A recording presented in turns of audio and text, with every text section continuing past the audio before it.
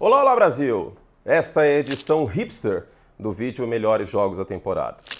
Óbvio que os melhores jogos da temporada, se você ainda não viu o vídeo, vai ter Kansas City pra cacete, afinal de contas Kansas City tem 200 jogos no horário nobre, vai ter Buffalo por conta do Josh Allen, vai ter Lamar Jackson, vai ter Joe Burrow, vai ter Eagles, atuais campeões. Isso é mais do que óbvio. Então, eu resolvi fazer um outro vídeo aberto para todo mundo, para vocês assistirem. Primeiro tá para os membros, mas aberto para todos, que é os 7 jogos subestimados, mas bom pra cacete. Jogos aqui, todos eles que eu acho que têm narrativas muito interessantes e que merecem amor do público. Por isso eu faço questão de destacar, afinal de contas, a NFL tem 32 times, a NFL não tem só 4 ou 5. Então, eu sempre faço esse esforço de cobrir o máximo de times possível. Nunca vou conseguir, porque eu sou um só, e também porque a gente segue critérios de noticiabilidade, né? A importância do time em termos de competitividade, se o time vai brigar por alguma coisa ou não, ou se tá uma tragédia, e a gente tem que falar também, né? Modo da Atena, mas quando o time tá na tragédia, a gente também fala, né? Dito isso, vamos lá. Antes, a menção honrosa dos jogos subestimados, tadinhos. Não precisa nem colocar aqui a imagem, tá, André? Eu vou avisar você depois, mas só rapidinho para não deixar passar. Minnesota em Dallas, Sunday Night Football da semana 15. Reta final de temporada para os Vikings, que tiveram uma grande defesa no ano passado, contra um Dak Prescott que pode ser que esteja pressionado no final da temporada para performar. Lembrando, o primeiro ano de titular do J.J. McCarthy. Semana 4. Aliás, Vikings e Dallas é o Herschel Walker Bowl. Um dia eu conto mais essa história. Semana 4, Tennessee em Houston. É o primeiro teste de fogo dentro da divisão, em termos do Houston Texans, que é o atual campeão da divisão, para o Cam Ward, quarterback que foi escolhido com a primeira geral deste último draft. Semana 3, Denver em Los Angeles. Esse jogo pode ser fundamental, afinal de contas, na semana 3, para a gente entender quem é o Denver Broncos, se é um time que pode brigar pela divisão, e mesma coisa, quem é o Los Angeles Chargers, é um time que pode ganhar a divisão? Vamos ver. É meio que, sabe quando tem o boxe, que tem o atual campeão, e o cara vai subindo até chegar e ser o contender? Então, quem vencer esse jogo pode ser que seja o contender dos Chiefs na NFC Oeste. E por fim, Jacksonville em Houston, semana 10, porque o Jacksonville Jaguars pode ser que a gente esteja aí já ou cravando que o Trevor Lawrence foi de comes e bebes, como um grande quarterback, ele vai ser um quarterback mediano, mais ou menos, ou que ele voltou com tudo, né? Então, duelo para lá de importante, Jacksonville em Houston. Vamos lá então, e vamos começar com o 7º lugar, mas antes a regra. Não vale os times que fizeram final de conferência no ano passado. Por conta disso, o Philadelphia apareceu algumas vezes na lista anterior e os Commanders também. Então não vale Philadelphia, não vale já Washington, já adianto. E somando a isso, não vale jogos dos 4 quarterbacks de elite da NFL. Então não vale Kansas City, não vale Cincinnati, não vale Baltimore e não vale Buffalo. Não vale Mahomes, Allen, Lamar e Burrow, tá bom? Não valem esses times, porque senão não é hipster, né? Um jogo que tem um quarterback de elite, todo mundo sabe quem é, não é nada hipster. 7º lugar, Carolina Panthers e San Francisco 49ers. Mas calma, antes de você achar que eu fiquei doido, vale lembrar que esse é o único jogo em horário nobre do Carolina Panthers e é semana 12. Na semana 12, claro, considerando que não machuque, a gente torce para que isso não aconteça, esse jogo aqui vai ser o jogo mais ou menos número 30 da carreira do Bryce Young. Com 30 jogos, já dá para saber quem é o Bryce Young, né? Dá para imaginar isso. No 3º ano a gente vai descobrir, até porque teve ajuda. Os Panthers draftaram o Taylor McMillan, vale lembrar isso. E do outro lado, para o San Francisco 49ers, é um jogo de horário nobre, numa temporada que os 49ers tentam se reerguer. Também tem um outro elemento, considerando que esteja saudável, tomara a Deus que esteja, é o CMC Bowl, né? Porque o McCaffrey volta a enfrentar os Panthers aí em São Francisco, mas tem esse elemento a mais. Monday Night Football da semana 12 quis dar essa bênção aqui para essa partida. Semana 6. Green Bay em Dallas. É o Sunday Night Football da semana 4 e eu coloco o Green Bay em Dallas por quê? Porque Jordan Love e Dak Prescott são 2 quarterbacks que muita gente não gosta e muita gente acha superestimado. Talvez o Dak Prescott cada vez menos.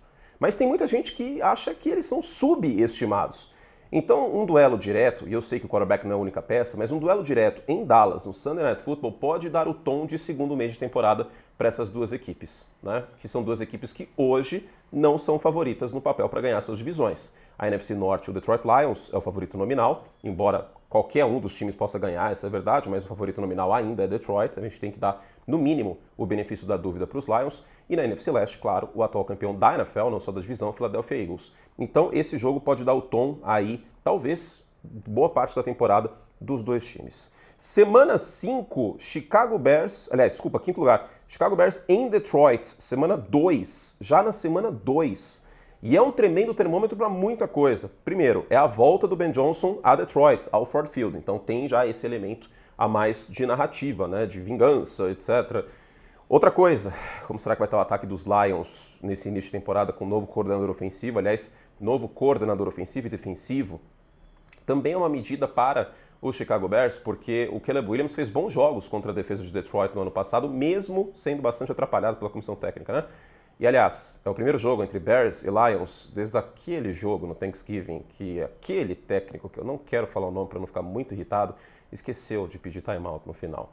Então, são muitas narrativas. Mas, acima de tudo, como os Lions são favoritos nominais para vencer a NFC Norte, se os Bears vencem os Lions na semana 2 e vencem os Vikings na semana 1, primeiro, que provavelmente eu vou estar numa realidade que eu vou achar que, bom, eu estou sonhando.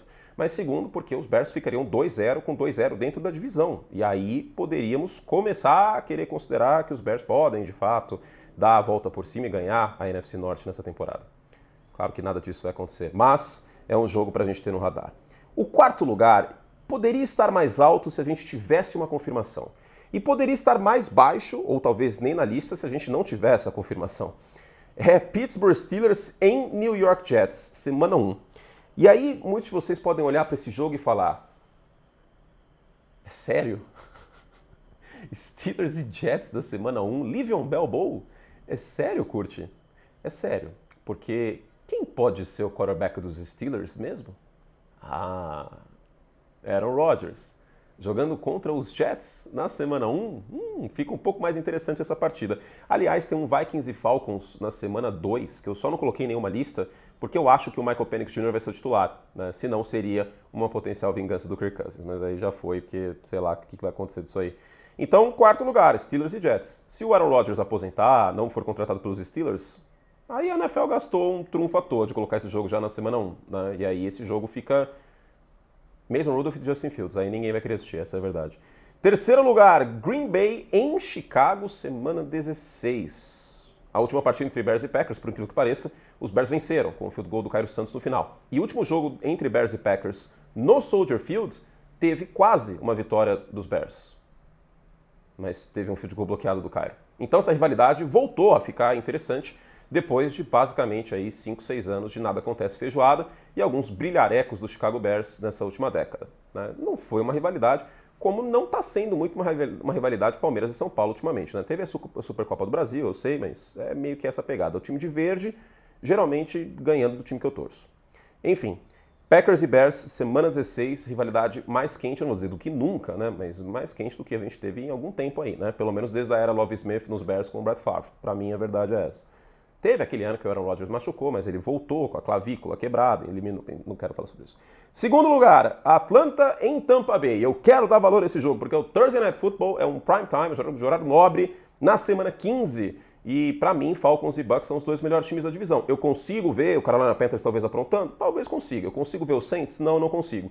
Então, semana 15, entre Falcons e Bucks, pode ser uma final antecipada aí da NFC Sul. Vale lembrar que no ano passado os Bucks ganharam a divisão mesmo perdendo os 2 jogos. Tom, ele tá com a bola. Dá pra ouvir, será? Mas que hora, hein, Tom, de você querer brincar? Daqui a pouco eu brinco com ele.